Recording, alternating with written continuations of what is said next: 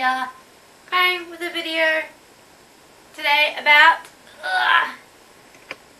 if I can pick them up, these things. These are my Foxfire Ahri tails, and these were crazy hard to make. So I'm just going to do a bit of a run through about how I made them, what I made them with. I'll insert photos all through the video. But yeah, I heard a couple of you guys were interested to know how I made them. So yeah, let's get started. Okay, let's start with the tails themselves. This, as I'm remaking some of these tails, I'm pulling it apart a bit. This is the tail skin. So what goes on the pipe. These I purchased for online with a ply length of 7 to 10 centimeters because I wanted it to be very, long. I didn't want short fur, I wanted it to be very long fur. And I brought 10 meters of that, which was great to work with. Essentially I cut out all the tails, so a total of 18 sides. It was quite grueling, but I did get it done. And then each of these sides are hand painted. So I got fabric paint and diluted it with water, as well as having a bristle brush to brush it through as it dried to make sure, it was fluffy and soft. I kind of wish I might go over these again with an orange coat just for that midsection in particular, because the orange that I mixed in with the brown didn't quite take. I was looking for kind of a caramel kind of colour. Didn't quite work. Fabric paints, you don't have an abundance of varieties in colours and don't always mix well. I suggest having a really strong sewing machine to sew through this, because as you can tell, it's quite long. Like, it was hard to sew through. As you can see, like, some of it is still quite, particularly at the tips, folded into the seam. It's quite hard with this length of fur to make sure none of it gets stuck inside the seams. They do have a little bit of stuffing in them. I didn't put much though, because once they're in the pipe, they kind of puff out themselves. But as you can see, there's some of my awesome hand stitching. That's just where the hole was, really small, just stuffed maybe 2 handfuls of stuffing in. So the whole tail isn't full, it's pretty thin. And yeah, so there are 9 of those on the tail. That's how I did these.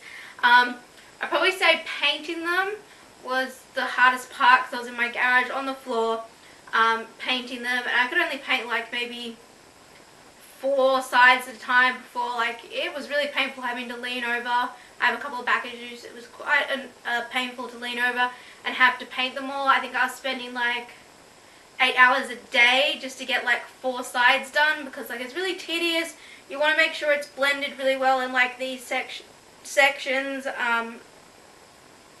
But yeah, that's how the tails, or the fluffy parts of the tails, were made themselves. Now to get to the part that was probably easy to build, but a little more tricky. Alright, so the next part is the base for the tails. So for this I had to get my dad's help, as I needed some power tools that I do not have yet to make this. I actually got the idea off Jutsu Cosplay. I'll link her cosplay, like her Facebook media photos of her making this. I PM'd her because I love the way her tails turned out, and asked her how she did, and she sent me some more photos, some more details, which was really cool of her. So shout out to her. I hope I got her name. I think it's Jutsu. I'll have to look.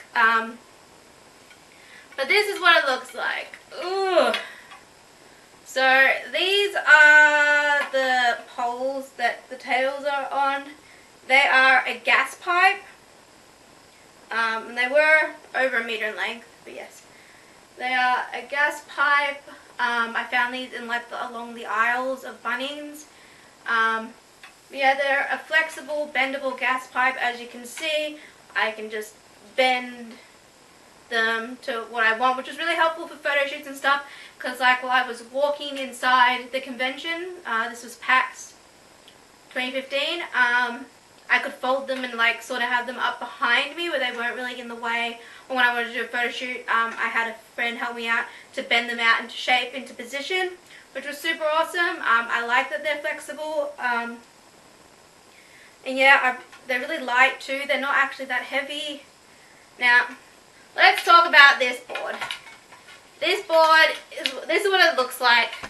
So, what I've done here is, with my dad's help, because I didn't have a splay, which is essentially a drill bit to make these, because these were, some were 16 and some were 20 millimeters in width.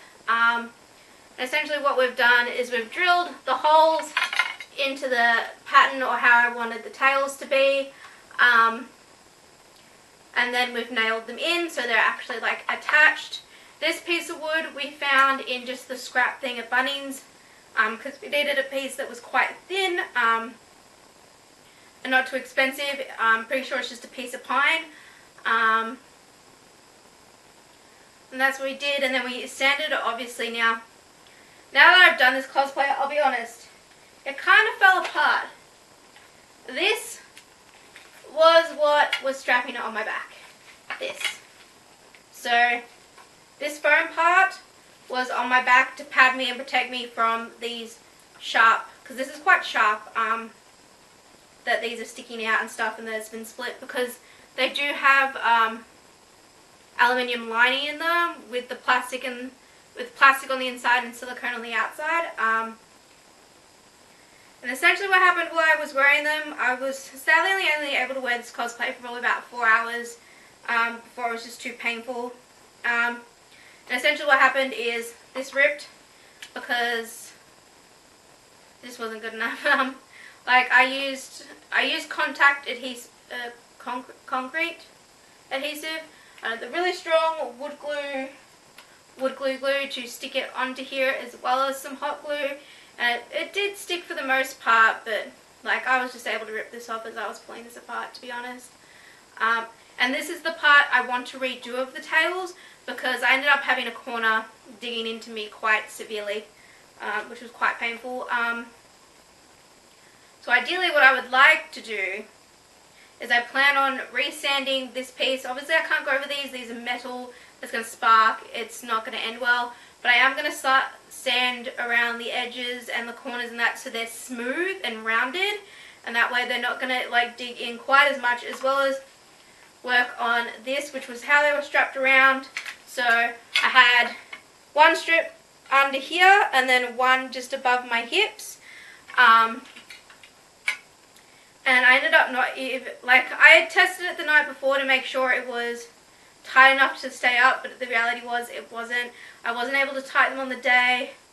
You need to be able to tighten these straps, and I've been a derb and glued them on wrong, and I couldn't actually tighten them, which was why it was loose, and it ended up cutting into me quite badly, which was not much fun. But yeah, that's the part I really want to remake of these tails, as well as this part. This is her waist belt thing that I decided to attach to the tails. I tried to do like the little flame pattern, but the fabric paint didn't actually show up on this material. Like there is orange fabric paint in there and it just didn't show up at all. I don't know why. But this was, I felt that I ended up rushing this piece a lot more than I should have. Like I spent a lot of time on the tails, don't get me wrong, but the rest of the outfit I feel like I could have done better on. Also, for my own personal reasons, I do not like the way I look in the cosplay. I don't think I'm quite... Look, I know they say to cosplay what you want and not to, you know, feel bad about your body and stuff, but honestly I felt like I was just a bit too big to cosplay this skin, particularly because she's pretty much just in a bathing suit and that's it.